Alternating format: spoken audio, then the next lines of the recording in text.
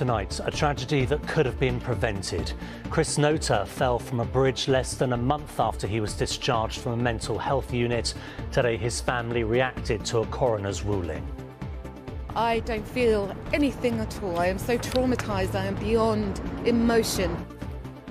Also ahead, the Met Commissioner declares London a fantastically safe global city, with the number of killings going down. More than a champion, a man of courage and kindness. Tributes to the former Chelsea manager Janluca Vialli. No more red, the Arsenal stars fighting knife crime. And sachet this way, the world's biggest drag event comes to the capital. Good evening. The mother of a 19-year-old boy with autism who fell from a bridge and died today said she was beyond emotion after a coroner's court recognised a series of failings by the trust that looked after her son. Chris Nota from Southend was discharged from a mental health unit in Essex days before the fall. He had been under the care of the Essex Partnership University NHS Foundation Trust before he died in July 2020. At his inquest, the coroner said there had been missed opportunities to prevent the tragedy. Helen Keenan reports. This is me having my pyjama day, but you're going to have to leave me to it. I'll see you tomorrow. Bye. A beautiful soul, a streak of light, who was full of love, laughter and gentleness. That is how his family described Christopher Nota, a vulnerable teenager failed by a system that was supposed to give him care. It's impossible to process what we have experienced. And I can pretend to cry, but I'm not going to, because I need to explain to you that it's beyond emotion. I can't even feel anything.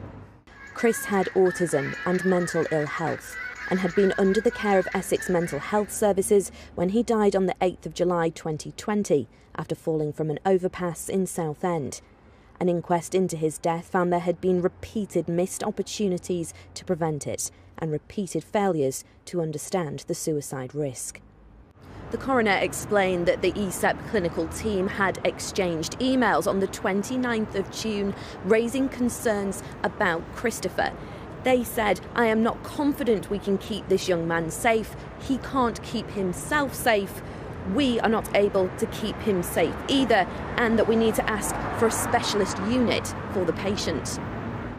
This wasn't communicated to his residential unit Hart House or on his medical notes, which led to other clinicians underestimating his risk.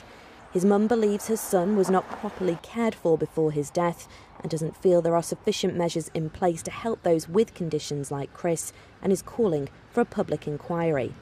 There is nothing for autistic people under these services. So there's nothing. So we're starting from ground zero.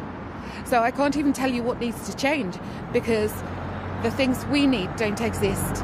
The coroner said Chris would have benefited from people with greater expertise of working with patients with autism, and there were different views of his capacity between clinicians and his mother, and her voice should have been listened to more. She hopes she can now use it to help save others. Helen Keenan, ITV News.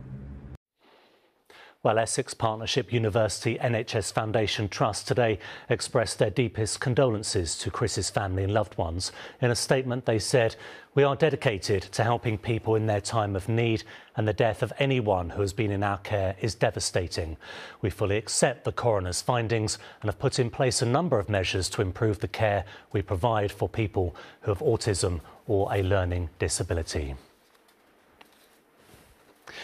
Next tonight, a postman who killed his girlfriend's 18-month-old son after a series of assaults has been jailed for 9 years. Devout Christian Scott Coombe repeatedly bruised and injured Andrew Corker before losing control and killing him in 2019. The toddler's mother, Tamika Beaton from Peckham, was found guilty of child cruelty by willful neglect. Joe Caution is at the Old Bailey for us now. Joe, what was said in court today?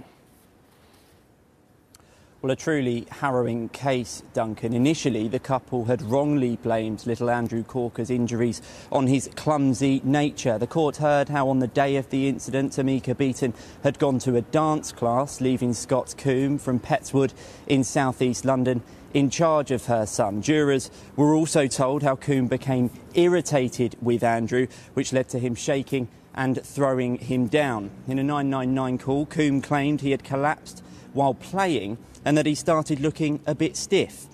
He was taken to hospital, where he sadly died a few days later.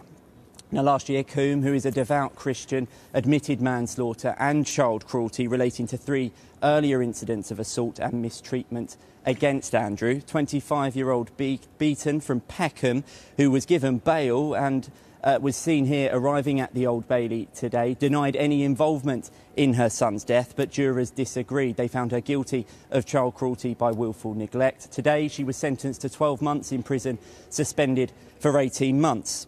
On sentencing Coombe, the judge said to him that Andrew was vulnerable because of his age and that he abused a position of trust. He's been sentenced to 9 years behind bars. Thank you, Joe. Joe Cosham there at the Old Bailey. A haulage boss jailed over the deaths of 39 men, women and children found in the back of a lorry in Purfleet in Essex has been ordered to pay their families more than £180,000. Ronan Hughes from Armagh in Northern Ireland is serving a 20-year sentence for the manslaughter of the Vietnamese nationals smuggled into the UK. London commuters finished their week with more disruption as RMT members began the second part of ongoing strike action this week. It's following a dispute over jobs, pay and conditions. More than 40,000 members across the Network Rail and 14 train operators walked out. And a burst water main has flooded homes, closed schools and caused major traffic disruption in Blackheath. Residents were without water or reported low pressure in and around the area. Firefighters used dinghies to assist people across the floodwaters. The number of murders and manslaughters in London last year fell to its lowest since 2014, with teenage killings falling by half. Met Commissioner Sir Mark Rowley declared London a fantastically safe city. Well, Charlie Frost is here with me now. So, Charlie, this means fewer people are being killed in violent circumstances here. Well, yes, that's what the statistics say. And if we take a look at the numbers, according to the Met, there were 109 murders and manslaughters in the capital in 2022. That's 23 fewer than the year before. Out of those, 14 were teenage victims, 16 less than in 2021. And whilst the majority of the killings overall involved a knife, this also dropped by 17% when compared to the previous 12 months. Well, the Met Commissioner, Sir Mark Rowley, was in Ilford last night with the Mayor. They were there because it's an area they've highlighted as a hotspot for young people being targeted by robbers. Now, whilst there, they were visiting a boxing club initiative, and we asked him to give his reaction to the statistics. Last year's murders was down 16%, half the number of teenage murders the year before, but it's still too many, and initiatives like this are what turns people around. We as the police, we can be focused, we can suppress violence, but we need people who can help turn people's lives around to work with them, and this is a fantastic idea. Well, despite the fall in the number of murders and manslaughters, Sir Mark Rowley says the force isn't complacent, but that their work building relationships with communities and officers going out on patrols where they're clearly more visible is working to deter criminals and bring down offences. OK, Charlie, thank you very much. Next tonight, how a centre in Islington is helping people with addiction and homelessness turn their lives around. Streets Kitchen provides hot food, a shower and someone to talk to, and it is very much needed. One volunteer told us he's seeing more people through the doors than ever before. Here's Carolyn Sim. It's a place to get warm, have a chat and get help and support with health, housing and drug addiction. And many people experiencing homelessness in Islington depend on it. I love it, it's brilliant, yeah, it's very sociable, you meet people, you know, they can help you a lot in here, it's very good. I've been coming here for about 4 yeyears now. What would you do without it? Without it? Oh, I can't imagine. I'd probably be, well, my only option would be to end up in prison. The hub is run by volunteers like Charlotte from the group Streets Kitchen, which helps homeless people right across London. She knows what it's like to have nothing. In her 20s, she lost her job and her home and turned to drugs. I made a serious attempt on my life. Do you know what I mean? It Yeah, I'd lost everything. I'd completely hit rock bottom, and it's awful. It's an awful place to be. Charlotte eventually got help and has trained as a fitness instructor. She wants people not to give up hope. How important are places like this hub? They are life-changing. Do you know what I mean? Even for me as a volunteer, do you know what I mean? When I was volunteering, it gives you hope. Especially if you've got nothing. Do you know what I mean? You come in, you get warmth, you can have a shower, you get support, you got social interaction from people. John is one of the coordinators here. He's seeing a big rise in people using the hub. We've got people sleeping on hedges, we've got people sleeping on the roads, we've got people who are getting abused on the streets just merely for standing out because they're experiencing homelessness. You know, it's not as good times for people. A lot of places it's very hard to get assistance. A lot of places are oversubscribed. What would be the most practical bit of help for yourselves and the work you're trying to do? I would encourage people just to get involved, do something. You know, you'll actually get more out of helping than you will. You know, it's a good thing to do. Volunteers here want people to know there is support out there, and they say sadly many more people are going to need it. Carolyn Sim, ITV News. Still to come on the programme, we'll have the weekend weather plus. Feeling the pressure to do New Year, New Me, we'll be joined by author of the Deliciously Ella cookbooks who explains why we might be doomed to fail. And we're here at Dragcon UK at London Excel, where RuPaul has cut the pink ribbon and the Queens are about to walk this pink carpet. But first, despite murders in the capital decreasing last year, as we've just reported, 14 teenagers still lost their lives to knife crime. Today, Arsenal Football Club is expanding its campaign to tackle violence in the community. The club has helped build pitches, giving young people a safe space to play football, and will wear all white in their FA Cup game on Monday to support their campaign to end youth violence. Arsenal legend Ian Wright and London-born midfielder Emile Smith-Rowe spoke exclusively to our reporter Anton Allen about their pride in the club and why their No More Red campaign needs to continue. You know, one voice is loud, but, you know, 1,000 or a million, and that's always better, you know, and if it keeps spreading around, everyone's gonna start listening, you know, and I think that's really good for not just the community, the country, the world. No More Red. The anti-knife crime message continues with the support of current Arsenal players and a club legend. It's devastating because obviously you look at your own family and it could happen to them. So when you do hear these things, you only feel for the family and know that these things can be avoided. And that's why initiatives like this are so important. It makes me proud, obviously, to be part of a club that are supporting this. Signing for Arsenal as a boy changed Emile Smith-Rowe's life. Arsenal's star midfielder was born in Croydon, one of the worst boroughs for youth violence. It's not what you want to hear, it's not what you want to be around, but at the same time, you know, it's reality, you know, it's a harsh reality. Yeah, I tried to think about football. That was my main focus. To make a statement against serious youth violence, Arsenal will wear a kit drained of their iconic red during their third round FA Cup match against Oxford United. On Monday, when you hopefully run out against Oxford wearing the all-white kit, the No More Red kit, what will be going through your mind? Yeah, I can't wait to wear the shirt, and you know, I'm going to feel really proud, and I'm going to try play well in it as well. The No More Red campaign began last year after 2021 was a record year for teen murders in the capital. No More Red. The campaign pledges to support 10 local charities. Arsenal in the community uses No More Red safe space pitches to provide football sessions for those at risk.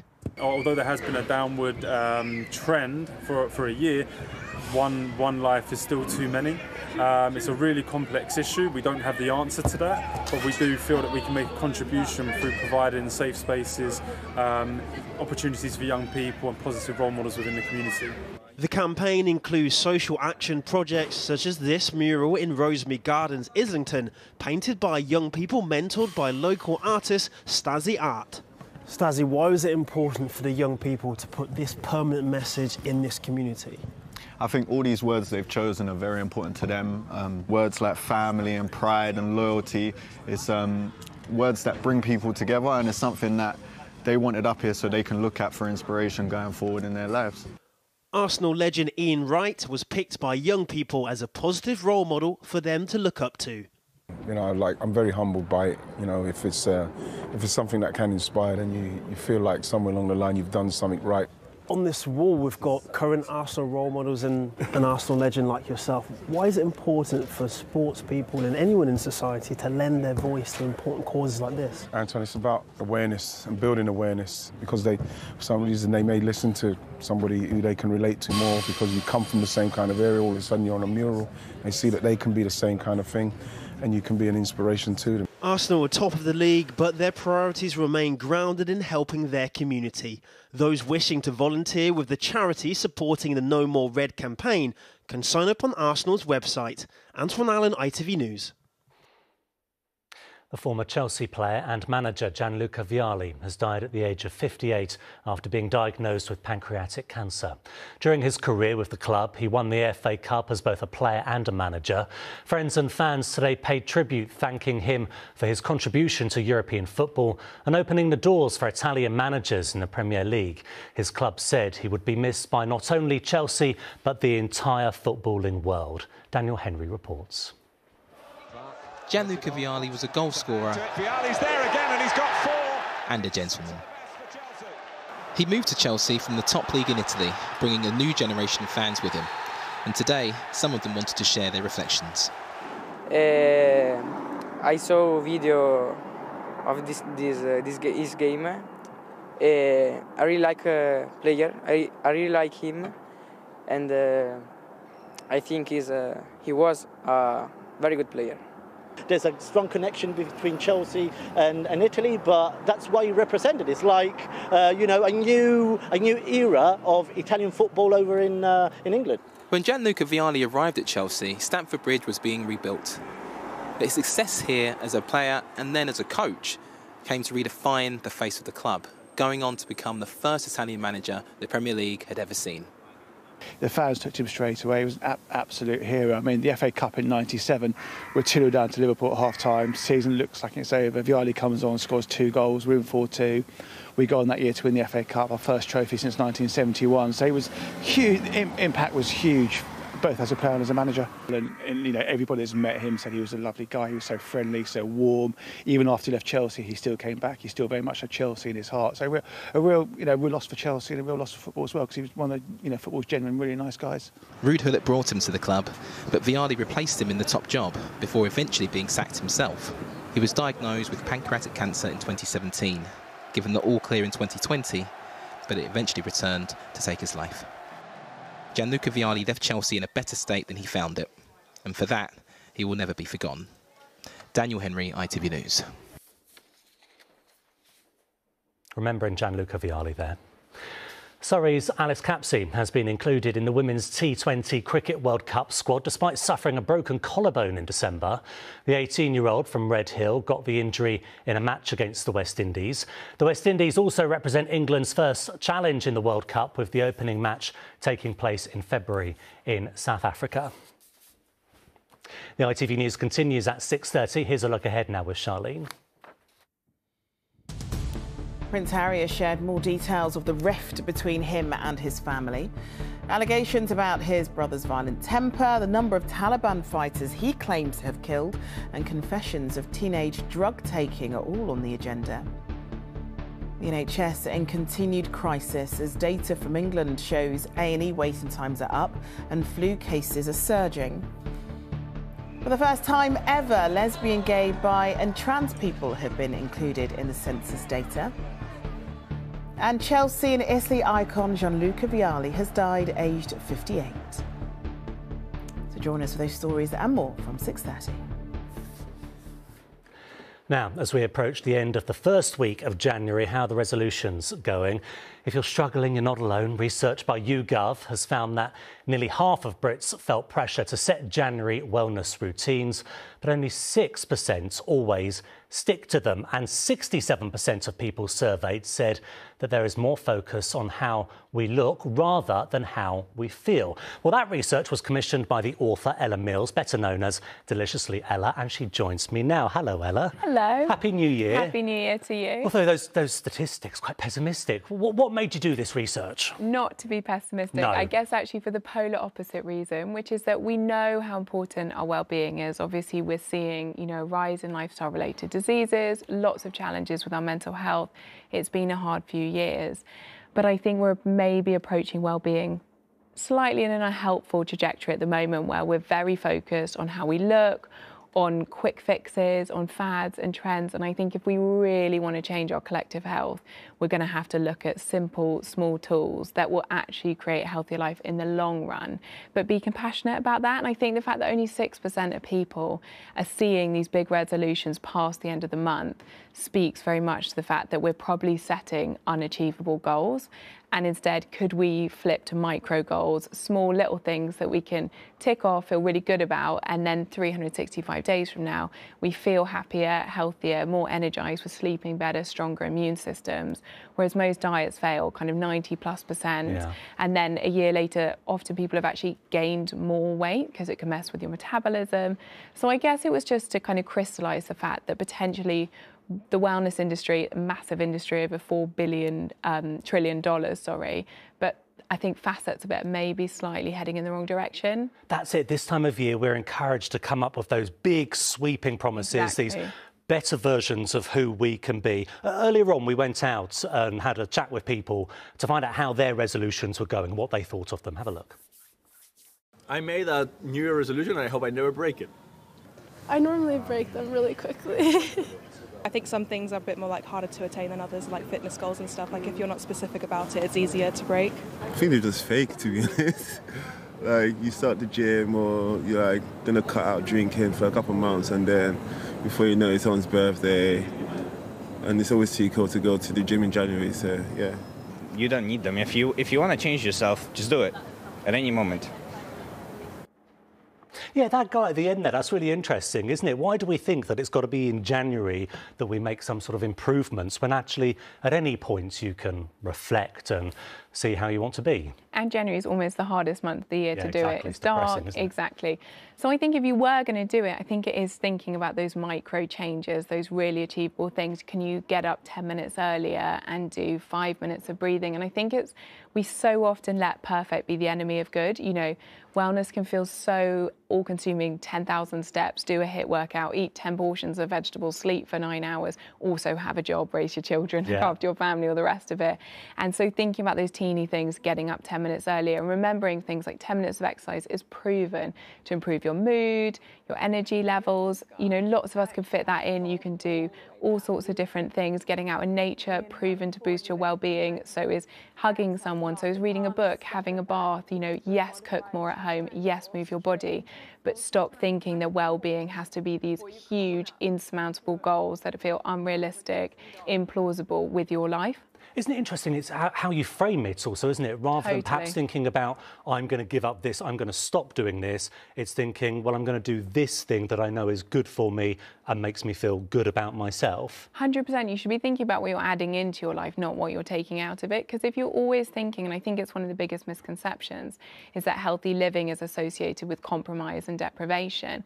And as soon as you have that mindset, again, it's not going to last, is it? You know, you've got to have something.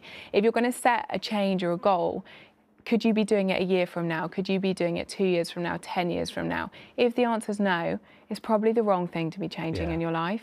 OK, this is the kind of positivity we need on these dark evenings and the first week of January when we've gone back to work. Ella, thank you so much. My really pleasure. Appreciate it. Thank you. Ella Mills there.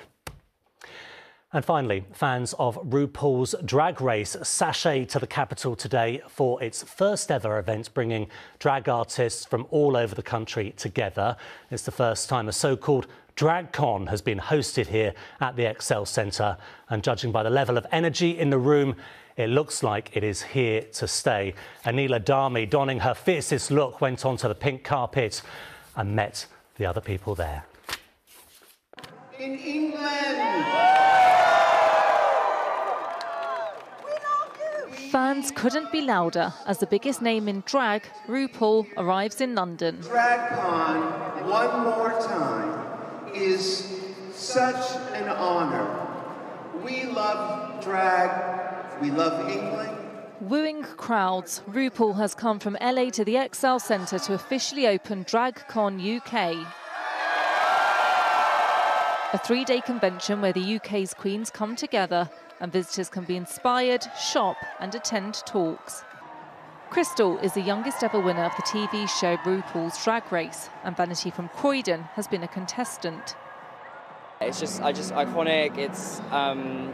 I'm just grateful all the time. It's so cool to be in situations like this where I'm so overwhelmed as well as everyone else is, but it's fun. This is what we want as a community outside of DragCon. This is what we want. We want inclusivity. We want people to come together and just celebrate. Being a Londoner means everything, but I get to represent different parts of what London culture can bring. Well, they're certainly celebrating, with the Queens putting on a show on the pink carpet.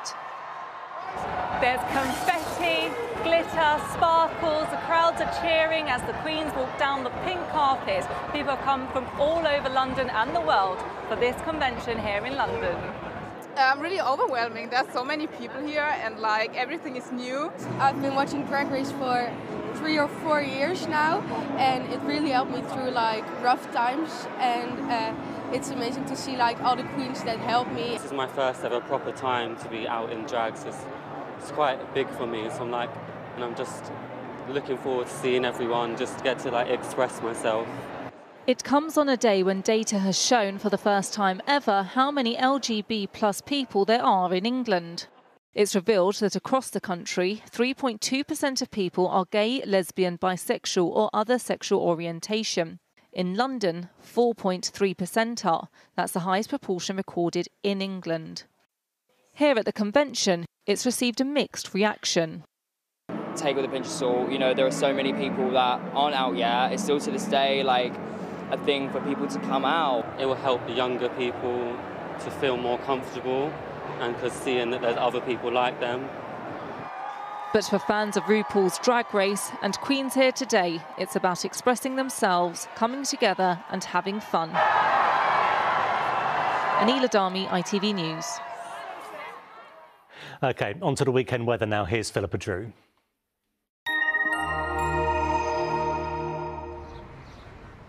Feels like home, whatever the weather. Valent Boilers and Heat Pumps sponsors ITV London Weekend Weather.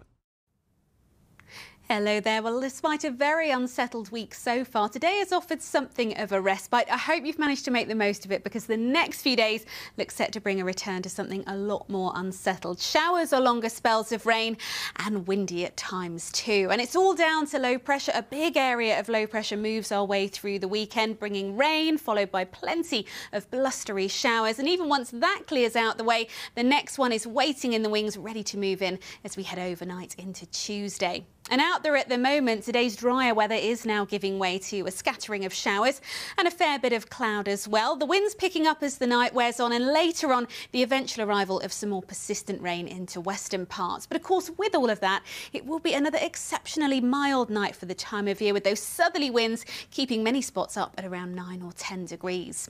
Tomorrow morning then, a mild start, but a rather wet and a windy start. The rain piles its way eastwards, persistent and heavy for a time. The wind's really quite blustery as that rain moves through. And even once the rain clears, we'll be left with a mixture of bright or sunny spells and scattered showers. And where we do catch any showers, they could well be on the heavier side. But still, those southerly winds keep coming, and that will give us another mild day for the time of year. Highs tomorrow, 11 or 12 Celsius for most. And that showery theme continues really on and off through the remainder of the weekend. You can see as we head overnight into Sunday, further showers piling in from the west, the brightest colours indicating there will be some further heavy bursts in there, and staying pretty changeable as we head into the new week as well. Do take very good care. I'll see you later. Bye-bye for now. Valent sponsors ITV London Weekend Weather. And that is it. We're back with our late update tonight. Coming up, Charlene is here with the ITV Evening News. But from me and the rest of the London team, thank you for watching and have a lovely weekend. Bye-bye.